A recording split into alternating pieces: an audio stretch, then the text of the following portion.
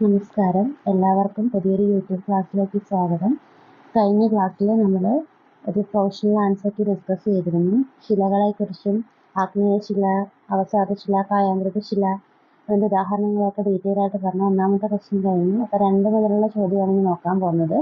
അപ്പോൾ രണ്ടാമത്തെ ചോദ്യത്തിലേക്ക് കിടക്കാം. ഇന്ത്യൻ ദേശീയതയുടെ ആവിർഭാവത്തിന് വഴിതെളിച്ച പ്രധാന സാഹിത്യ കൃതികളുടെയും അവയുടെ എഴുത്തുകാരുടെയും പേരുകൾ ചുവടെ നൽകിയിരിക്കുന്നു. ശരിയായ രീതിയിൽ ക്രമപ്പെടുത്തുക.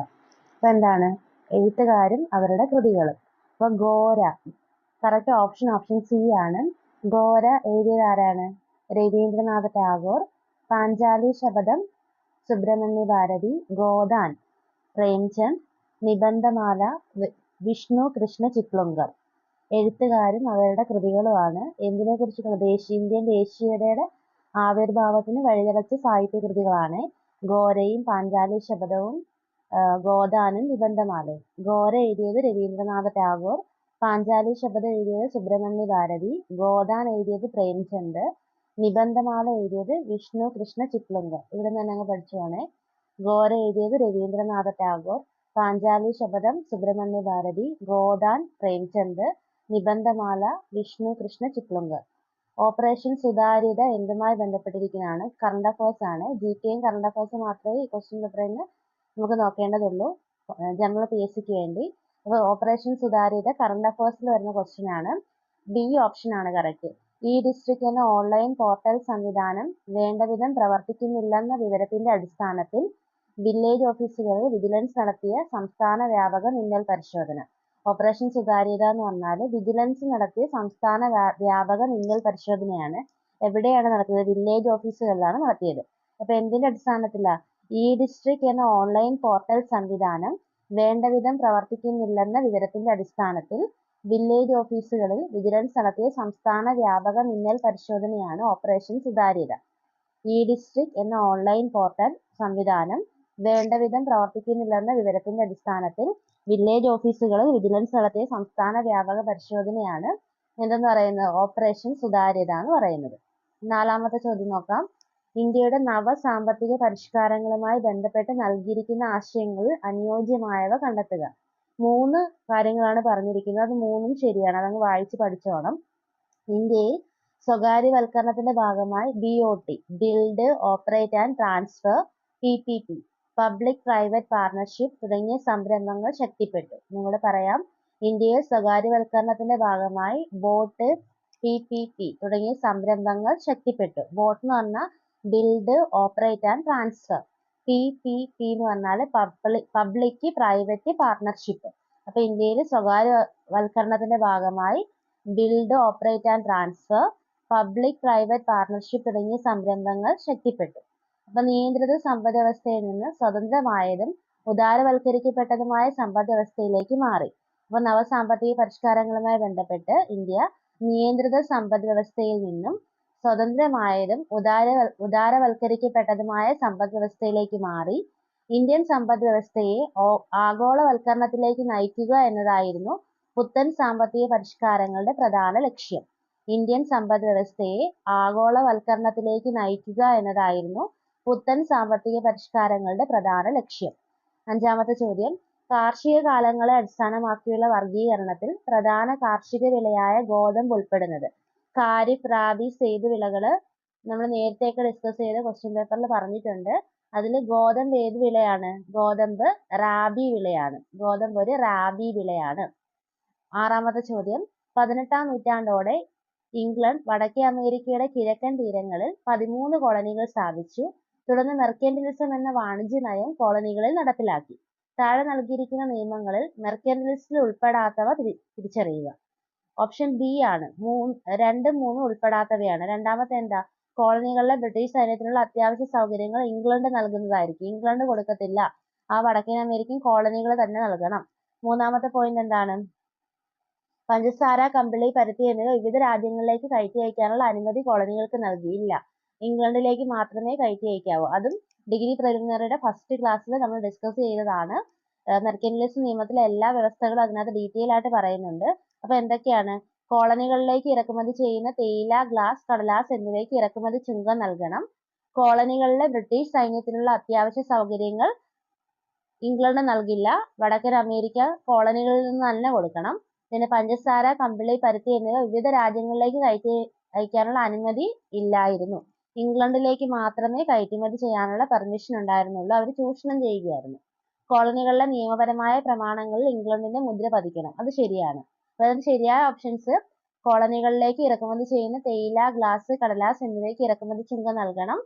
കോളനികളിലെ നിയമപരമായ പ്രമാണങ്ങളിൽ ഇംഗ്ലണ്ടിന്റെ മുദ്ര പതിക്കണം. ഇനി നമുക്ക് തെറ്റുതിരുത്തി ഓർക്കേണ്ടത്, ഇവര് കോളനിയിൽ സ്ഥാപിച്ചിട്ടുള്ള പട്ടാളക്കാർക്ക്, അവരുടെ സൈന്യത്തിന് എന്ത് കൊടുക്കണം? ഈ കോളനികൾ തന്നെ സംരക്ഷണവും അവരുടെ ചെലവും എല്ലാം നോക്കണം. പിന്നെ പഞ്ചസാരയും കമ്പിളിയും പരുത്തിയും എല്ലാം വേറെ രാജ്യത്തോട്ട് കയറ്റുമതി ചെയ്യാനുള്ള പെർമിഷൻ ഇല്ല. ഇംഗ്ലണ്ടിലോട്ട് മാത്രമേ കയറ്റുമതി ചെയ്യാവൂ. ഏഴാമത്തെ ചോദ്യം നോക്കാം. താഴെ തന്നിരിക്കുന്ന സിനിമകളെയും അവയുടെ സംവിധായകരെയും തിരിച്ചറിഞ്ഞ് ജോഡികൾ ക്രമപ്പെടുത്തുക. ഓപ്ഷൻ എ ആണ് ഒന്നാമത്തെ. കെ സുബ്രഹ്മണ്യൻ, പ്രഹ്ലാദ. അപ്പം സംവിധായകർ: കെ സുബ്രഹ്മണ്യൻ സംവിധാനം ചെയ്ത സിനിമയാണ് പ്രഹ്ലാദ.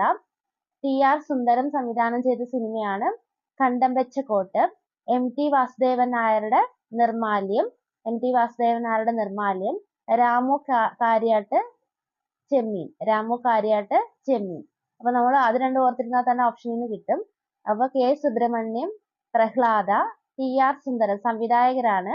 സംവിധായകൻ K Subrahmanyam, cinema Prahlada. T R Ramasundaram, Kandam Vecha coat.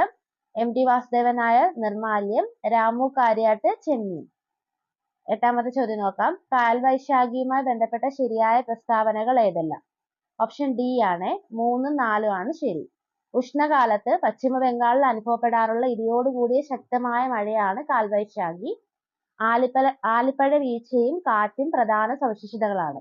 അപ്പൊ കാൽവൈശാഖിയുമായി ബന്ധപ്പെട്ട് ശരിയായ പ്രസ്താവനകൾ 3ഉം 4ഉം ആണ്. ഉഷ്ണകാലത്ത് പശ്ചിമ ബംഗാളിൽ അനുഭവപ്പെടാറുള്ള ഇടിയോടുകൂടിയ ശക്തമായ മഴയാണ് കാൽവൈശാഖി. ആലിപ്പഴ വീഴ്ചയും കാറ്റും പ്രധാന സവിശേഷതകളാണ്. ശരിയായ പ്രസ്താവനയാണ് ചോദിച്ചിരിക്കുന്നത്. എല്ലാം ശരിയാണ്. അപ്പൊ എല്ലാം വായിച്ചു പഠിക്കാം. ഹൈക്കോടതികൾക്ക് എല്ലാ കോടതിയുടെയും മേൽനോട്ടത്തിനുള്ള അധികാരം ഉണ്ടായിരിക്കുമെന്ന് അനുച്ഛേദം 227 പ്രസ്താവിക്കുന്നു. ഹൈക്കോടതികൾക്ക് എല്ലാ കോടതികളുടെയും മേൽനോട്ടത്തിനുള്ള അധികാരം ഉണ്ടായിരിക്കുമെന്ന് പറയുന്ന ആർട്ടിക്കിളാണ് 227. ഹൈക്കോടതികളുടെ അധികാരം യൂണിയൻ പ്രദേശങ്ങളിലേക്ക് വ്യാപിപ്പിക്കാൻ പാർലമെന്റിന് അധികാരമുണ്ട്. അപ്പൊ ഹൈക്കോടതികളുടെ അധികാരികത യൂണിയൻ പ്രദേശങ്ങളിലേക്ക് വ്യാപിപ്പിക്കാൻ ആർക്ക് അധികാരമുണ്ട്? പാർലമെന്റിന് അധികാരമുണ്ട്. 1991 69-ാം ഭേദഗതിക്ക് ശേഷം ഡൽഹി ദേശീയ തലസ്ഥാന പ്രദേശമായി അറിയപ്പെടുന്നു. അപ്പൊ ഡൽഹി ദേശീയ തലസ്ഥാന പ്രദേശമായത് 1991 69-ാം ഭേദഗതിക്ക് ശേഷമാണ്. ദേശീയ പട്ടിക ഗോത്രവർഗ കമ്മീഷനിൽ ഒരു ചെയർപേഴ്സണും വൈസ് ചെയർപേഴ്സണും മറ്റ് 3 അംഗങ്ങളും ഉണ്ടായിരിക്കണം. ഒരു ചെയർപേഴ്സൺ, വൈസ് ചെയർപേഴ്സൺ, മറ്റ് 3 അംഗങ്ങൾ ദേശീയ പട്ടിക ഗോത്രവർഗ കമ്മീഷനിൽ. അപ്പൊ ഹൈക്കോടതികൾക്ക് എല്ലാ കോടതികളുടെയും മേൽനോട്ടത്തിനുള്ള അധികാരം ഉണ്ടായിരിക്കുമെന്ന് അനുച്ഛേദം 227 പ്രസ്താവിക്കുന്നു. ഹൈക്കോടതികളുടെ ആധികാരികത യൂണിയൻ പ്രദേശങ്ങളിലേക്ക് വ്യാപിപ്പിക്കുവാൻ പാർലമെന്റിന് അധികാരമുണ്ട്. 1991 69-ാം ഭേദഗതിക്ക് ശേഷം ഡൽഹി ദേശീയ തലസ്ഥാന പ്രദേശമായി അറിയപ്പെടുന്നു. ദേശീയ പട്ടിക ഗോത്രവർഗ കമ്മീഷനിൽ ഒരു ചെയർപേഴ്സണും വൈസ് ചെയർപേഴ്സണും മറ്റ് 3 അംഗങ്ങളും ഉണ്ടായിരിക്കും. ഇനി 10ാമത്തെ ചോദ്യം. പണബില്ലുമായി ബന്ധപ്പെട്ടവയിൽ ശരിയായത്? ഓപ്ഷൻ ബി ആണ്. ബിയും സിയും ഡിയും ആണ്. ശരിയായുള്ളത് മാത്രം വായിക്കാം. അനുച്ഛേദം 111 പ്രകാരം പണബില്ല് രാഷ്ട്രപതിയുടെ അനുമതിക്ക് അയക്കേണ്ടതാണ്. ഒരു പണബില്ല് എന്ന് തീരുമാനിക്കുന്നത് ലോക്സഭാ സ്പീക്കറാണ്. ഭാരതത്തിന്റെ സഞ്ചിത നിധിയിൽ നിന്നുള്ള പണത്തിന്റെ വിനിയോഗം പണബില്ലുകളുടെ നിർവചനത്തിൽ ഉൾപ്പെടുന്നു. പണബില്ല് ധനബില്ലുമായി ബന്ധപ്പെട്ടതാണ്. ഓപ്ഷൻ ബി ആണ് ഉത്തരം. ബിയും സിയും ഡിയും. ബി ഓപ്ഷൻ എന്താണ്? ആർട്ടിക്കിൾ 111 പ്രകാരം പണബില്ല് രാഷ്ട്രപതിയുടെ അനുമതിക്ക് അയക്കേണ്ടതാണ്. പണബില്ല് രാഷ്ട്രപതിയുടെ അനുമതിക്ക് അയക്കേണ്ടതാണെന്ന് പറയുന്ന ആർട്ടിക്കിൾ 111. ഒരു ബില്ല് പണബില്ലാണോ എന്ന് തീരുമാനിക്കുന്നത് ലോക്സഭാ സ്പീക്കറാണ്.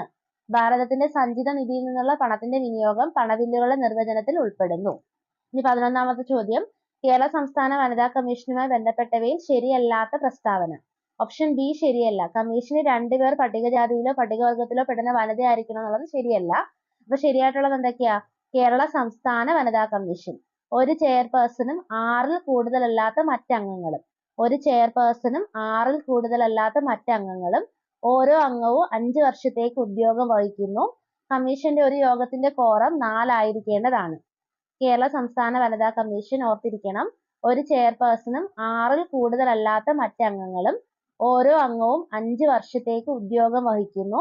കമ്മീഷന്റെ ഒരു യോഗത്തിന്റെ കോറം 4 ആയിരിക്കേണ്ടതാണ്. ഇനി 12ാമത്തെ ചോദ്യം. കേരളത്തിലെ നിലവിലെ വ്യവസായിക വകുപ്പ് മന്ത്രി പി രാജീവാണ്. കേരളത്തിലെ നിലവിലെ വ്യവസായിക വകുപ്പ് മന്ത്രി പി രാജീവാണ്. 13ാമത്തെ ചോദ്യം. മനുഷ്യ ശരീരത്തെ സംബന്ധിച്ച് താഴെ പറയുന്നത് ശരിയായ പ്രസ്താവന. ഓപ്ഷൻ ഡി ആണ്. 1, 2, 3 ശരിയാണ്. മസ്തിഷ്കത്തെ പൊതിഞ്ഞു കാണുന്ന സ്തരപാളികളാണ് മെനിഞ്ചസ്. അപ്പൊ നമ്മുടെ ബ്രെയിനിനെ പൊതിഞ്ഞു കാണുന്ന സ്തരപാളികളാണ് മെനിഞ്ചസ് എന്ന് പറയുന്നത്. സുഷുമ്ന എന്തൊക്കെയാണ് ശരിയെന്ന് പറഞ്ഞാൽ ഓപ്ഷൻ ഡി ആണ്. 1, 2, 3. അപ്പൊ സുഷുമ്നാ നാഡിയെ പൊതിഞ്ഞു സൂക്ഷിക്കുന്ന സ്തരപാളികളാണ് മെനിഞ്ചസ്. അപ്പം നമ്മുടെ മസ്തിഷ്കത്തെയും സുഷുമ്നാ നാഡിയെയും പൊതിഞ്ഞു സൂക്ഷിക്കുന്ന സ്തരപാളികളാണ് മെനിഞ്ചസ് എന്ന് പറയുന്നത്. പിന്നെ മസ്തിഷ്കത്തിലും സുഷുമ്നാ നാഡിയിലും CSF എന്ന ദ്രാവകം കാണപ്പെടുന്നു. ഓർത്തിരിക്കണം. മസ്തിഷ്കത്തെ പൊതിഞ്ഞു കാണപ്പെടുന്ന സ്തരപാളികളാണ് മെനിഞ്ചസ്. സുഷുമ്നാ നാഡിയെ പൊതിഞ്ഞ് സൂക്ഷിക്കുന്ന സ്തരപാളികളാണ് മെനിഞ്ചസ്. മസ്തിഷ്കത്തിലും സൂക്ഷ്മനാഡിയിലും CSF എന്ന ദ്രാവകം കാണപ്പെടുന്നു. 14ാമത്തെ ചോദ്യം. താഴെ തന്നിരിക്കുന്നവയിൽ ജീവകങ്ങളുടെയോ ധാതുക്കളുടെ അപര്യാപ്തതയിലൂടെ അല്ലാതെ ഉണ്ടാകുന്ന രോഗം. സിക്കിൾ സെൽ അനീമിയ ജീവകങ്ങളുടെ ധാതുക്കളുടെ അപര്യാപ്തത മൂലം അല്ല ഉണ്ടാകുന്നത്. നിശാന്തതയും ഗോയിറ്ററും സിറോഫ്താൽമിയയും ജീവകങ്ങളുടെ ധാതുക്കളുടെ അപര്യാപ്തത മൂലം ഉണ്ടാകുന്ന രോഗങ്ങളാണ്. അപ്പൊ എന്തൊക്കെയാ? നിശാന്തതയും ഗോയിറ്ററും സിറോഫ്താൽമിയയും ജീവകങ്ങളുടെ ധാതുക്കളുടെ അപര്യാപ്തത മൂലം ഉണ്ടാകുന്ന രോഗങ്ങളാണ്. സിക്കിൾ സെൽ അനീമിയ ജീവകങ്ങളുടെ ധാതുക്കളുടെ അപര്യാപ്തത മൂലം ഉണ്ടാകുന്ന രോഗമല്ല. അപ്പം 15ാമത്തെ ചോദ്യം. ഭൂമിയുടെ 1/4 ആരമുള്ള ഒരു ഗ്രഹത്തിന്റെ മാസ് ഭൂമിയുടെ മാസിന്റെ പകുതിയാണെങ്കിൽ അതിലെ ഗുരുത്വാകർഷണ ത്വരണം ഭൂമിയുടെ എത്ര മടങ്ങായിരിക്കും? 8 മടങ്ങായിരിക്കും. 16ാമത്തെ ചോദ്യം. ഒരു ഗോളീയ ദർപ്പണത്തിന്റെ ഫോക്കസ് ദൂരം 10 സെന്റിമീറ്റർ ആണെങ്കിൽ വക്രത ആരം എത്രയായിരിക്കും? ഓപ്ഷൻ സി ആണ്. 20 സെന്റിമീറ്റർ. ഡബിൾ ചെയ്യണം. ഒരു ഗോളീയ ദർപ്പണത്തിന്റെ ഫോക്കസ് ദൂരം 10 സെന്റിമീറ്റർ ആണെങ്കിൽ വക്രത ആരം 10 × 2 20 സെന്റിമീറ്റർ ആണ്. ആറ്റത്തിന്റെ സൗരയൂഥ മാതൃക ആവിഷ്കരിച്ചത് ആരാണ്? റദർഫോർഡ് ആണ്. ആറ്റത്തിന്റെ സൗരയൂഥ മാതൃക ആവിഷ്കരിച്ചത് റദർഫോർഡ് ആണ്. ഹാലജൻ കുടുംബം എന്നറിയപ്പെടുന്നത് ഏത് ഗ്രൂപ്പാണ്? ഹാലജൻ കുടുംബം എന്നറിയപ്പെടുന്നത് 17ാമത്തെ ഗ്രൂപ്പ് മൂലകങ്ങളെയാണ്. ഹാലജൻ കുടുംബം എന്നറിയപ്പെടുന്നത് 17ാം ഗ്രൂപ്പ് മൂലകങ്ങളെയാണ്.